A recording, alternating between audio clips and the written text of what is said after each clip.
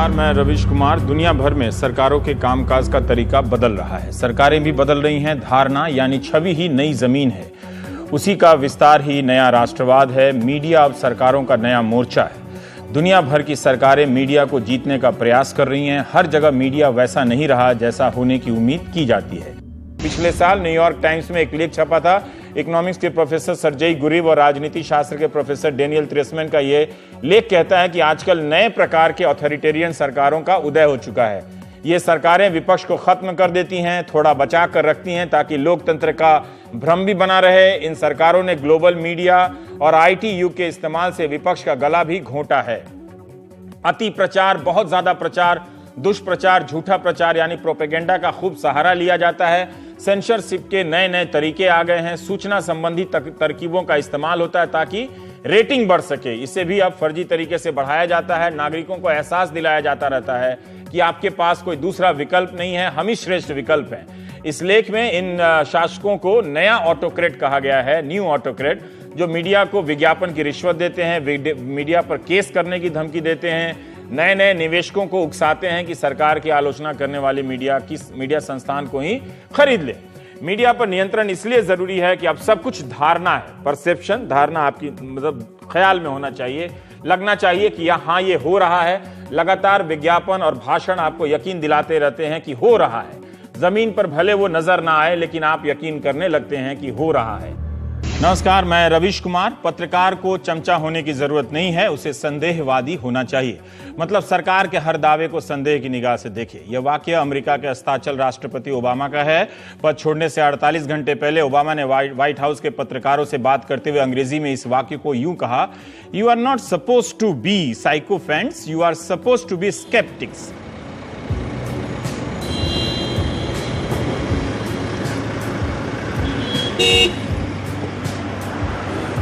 दिल्ली का यह इलाका लटियन जोन है। किसी भी रास्ते से गुजरिए आपको मीडिया की गाड़ी दिख जाएगी। किसी न किसी मकान से कोई पत्रकार निकलता दिख जाएगा। यही वो इलाका है जहां राष्ट्रीय स्तर पर छा जाने वाले राजनीतिक बयानों का उत्पादन होता है। यही वो इलाका है जहां अब सवालों का राष्ट्रीय उत्पादन बंद हो गया है। जो समझदार हैं वो अब यार हैं, जो नहीं समझ सके वो मुकदमे झेल रहे हैं। राजनीतिक दल के लीगल सेल के वकीलों ने अपनी निष्ठा जतानी शुरू कर दी है। पत्रकारों के खिलाफ जहां तहां केस करने लगे हैं। किसी को पुलिस थाने में बिठा लेती है तो कहीं भीड़ हमला कर देती है।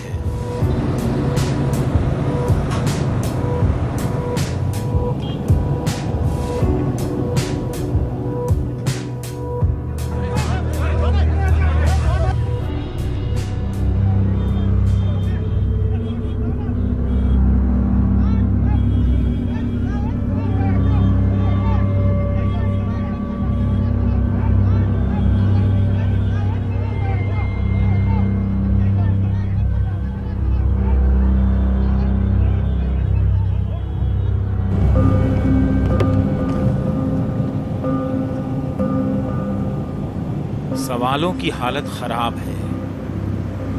उन्हें देखकर लगता है कि जैसे किसी ने उनके चेहरे पर चादर डाल दी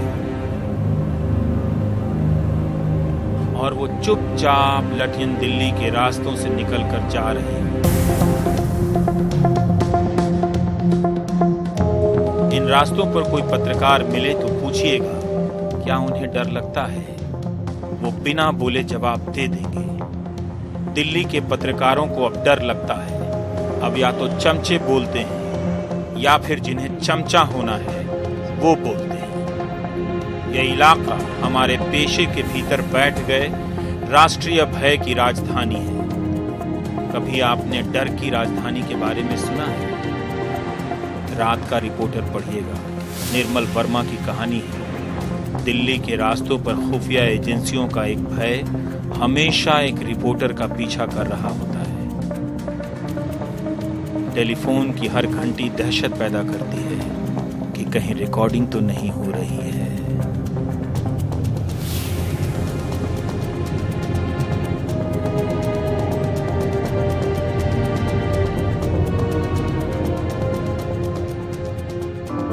बीबीसी हिंदी के कार्टूनिस्ट कीर्तिश की कलम का यह कमाल नहीं है, उसकी कलम की वेदना है। टीवी जो आपके घरों में सत्य या तथ्य का संदेशवाहक था, अब वो आपके घरों में सरकार का प्रचारक है। हिंदुस्तान में अब दो ही हुजूर हैं, एक हुजूर और दूसरे जी हुजूर। जी हुजूर की संख्या जरा ज्यादा है। जी हुजूर भी अपने आप में हुजूर से कम नहीं। इससे पहले कि लोग समझ जाएं, वो आपके सामने सेना के सम्मान का सवाल खड़ा कर देते हैं। बस एक सवाल पूछिएगा, सेना को न्यूज एंकर की जरूरत क्यों पड़ रही है, या एंकर को सेना की जरूरत है? सेना जिन लोगों की हिफाजत के लिए बलिदान देती है, उन गरीब किसानों के लिए क्या आपने इनमें से कभी किसी एंकर को लड़ते चिल्लाते देखा है? बस यही एक सवाल कर लीजिएगा। भारत की मीडिया पर बने ये कार्टून आपको समझ आ जाएंगे।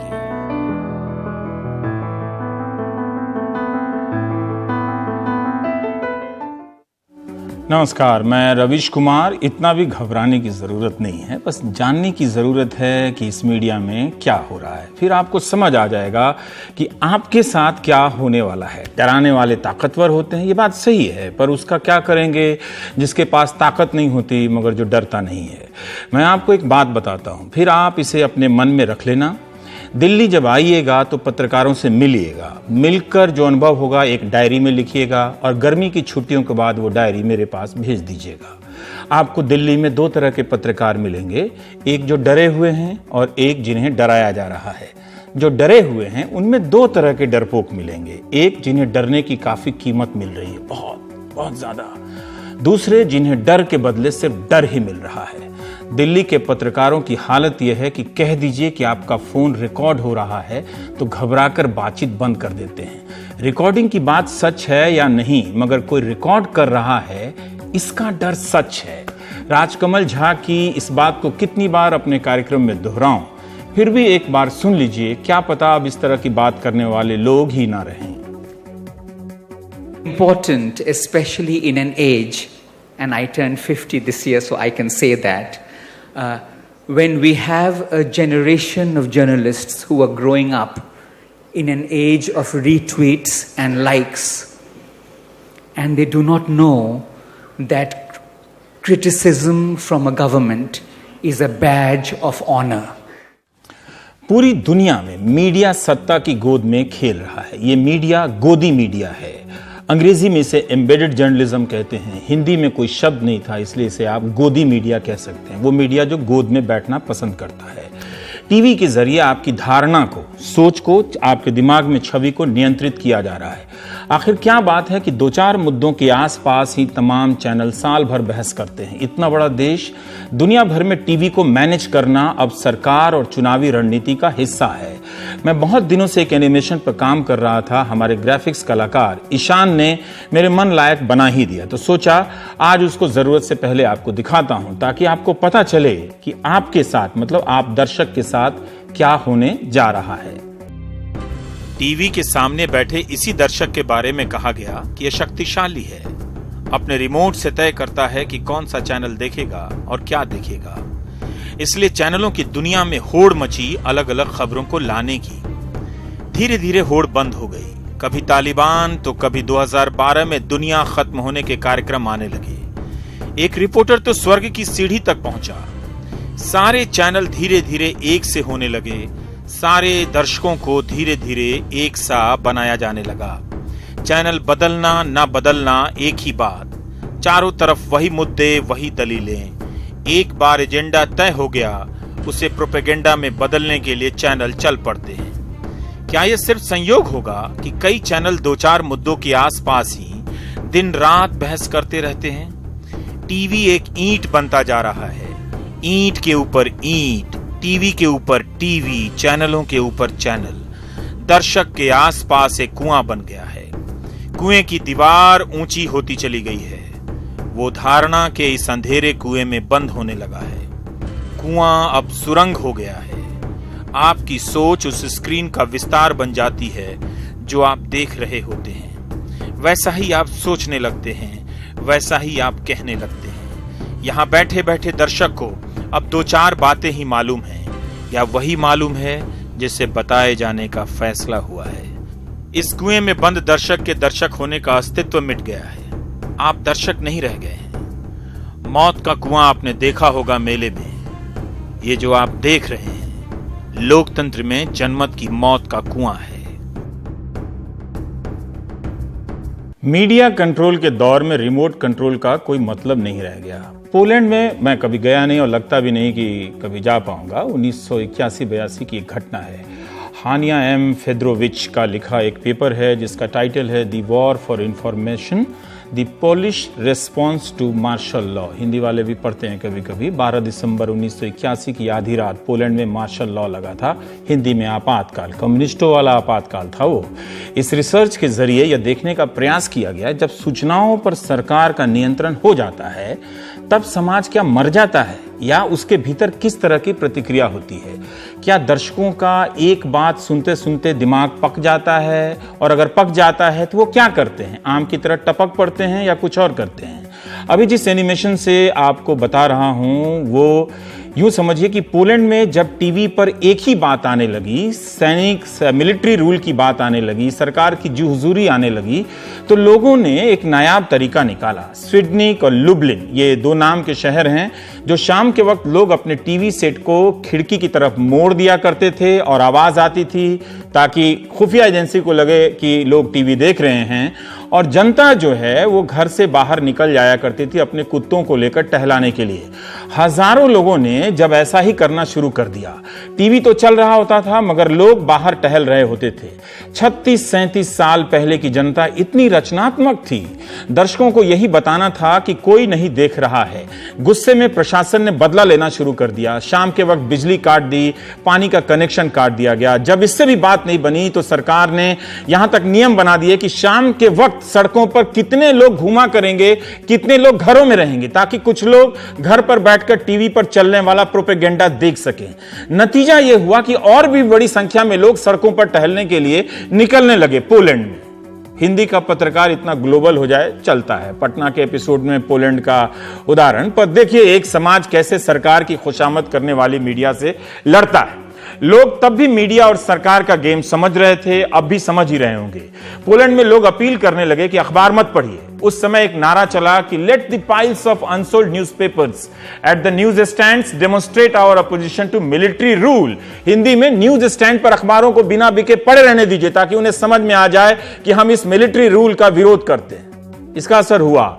सेना के नियंत्रण में छपने वाले अखबारों को लोगों ने खरीदना बंद कर दिया। 80% जो अखबार छपते थे वहीं पड़े के पड़े रह गए। पोलैंड की जनता को आज तक अपना वो अतीत याद है। 2016 में पोलैंड की सरकार ने प्रेस की आजादी को नियंत्रित करने के लिए कुछ नियम बनाए। सरकार चाहती थी कि 4-5 टीवी चैनल के रिपोर्टर ही संसद कवर करें जो उनकी खुशामद करते थे।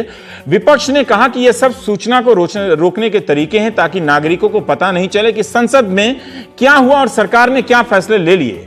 विपक्ष की यह बात जनता समझ गई और 13 दिसंबर 2016 की रात संसद को घेर लिया।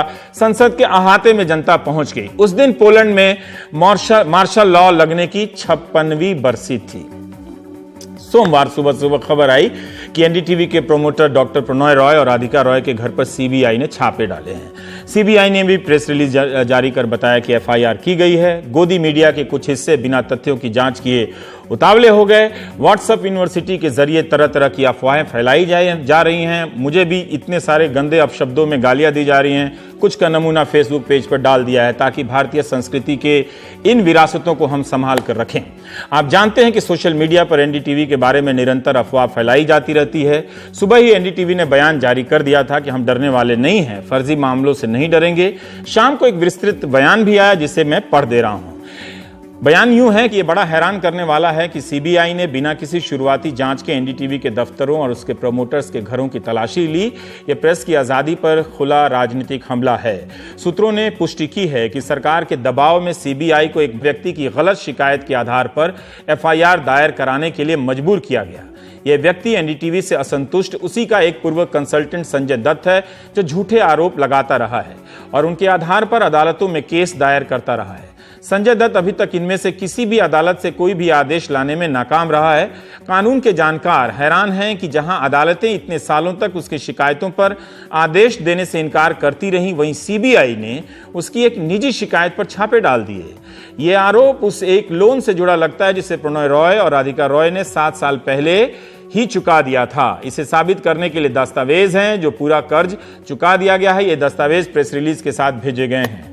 दस्तावेज संलग्न हैं ऐसे समय जब कई उद्योगपतियों ने लाखों करोड़ों रुपए का बकाया नहीं चुकाया है। वो मैच देख रहे हैं इंग्लैंड में और उनमें से किसी के खिलाफ सीबीआई ने कोई आपराधिक केस दर्ज नहीं किया है।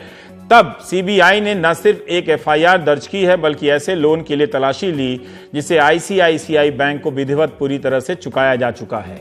ऊपर से आईसीआईसीआई भी एक प्राइवेट बैंक ही है। ये आरोप सेबी और अन्य रेगुलेटरी संस्थाओं को जानकारी नहीं दी गई न केवल झूठा है और गलत है, बल्कि इससे सीबीआई को केस दर्ज करने और तलाशी लेने का अधिकार भी नहीं मिलता है। इससे यह तथ्य स्पष्ट है कि सीबीआई की यह सर्च स्वतंत्र मीडिया को जानबूझकर निशाना बनाने की कोशिश है। एनडीटीवी और इसके प्रोमोटर्स ने आईसीआईसीआई बैंक या किसी और बैंक का लोन चुकाने में कोई डिफॉल्ट नहीं किया है। हम ईमानदारी और आजादी के उच्चतम मानदंडों का पालन करते हैं। यह साफ है कि एनडीटीवी की टीम की आजादी और निडरता को सत्तारूढ़ पार्टी के नेता पचा नहीं पा रहे हैं और सीबीआई का छापा मीडिया का मुंह बंद करने की एक और कोशिश है। राजनेता हम पर चाहे जितना भी हमला करें, हम भारत में मीडिया की आजादी की लड़ाई से पीछे नहीं हटेंगे। तो नेता चाहे जितना हमला करें, हम पीछे नहीं हटेंगे लड़ाई से। ये अंतिम वाक्य है, इसमें एक वाक्य अपनी तरफ से जोड़ दे रहा हूं। पोलैंड की जनता की तरह लड़ाई का कुछ फर्ज आप भी अदा कीजिए।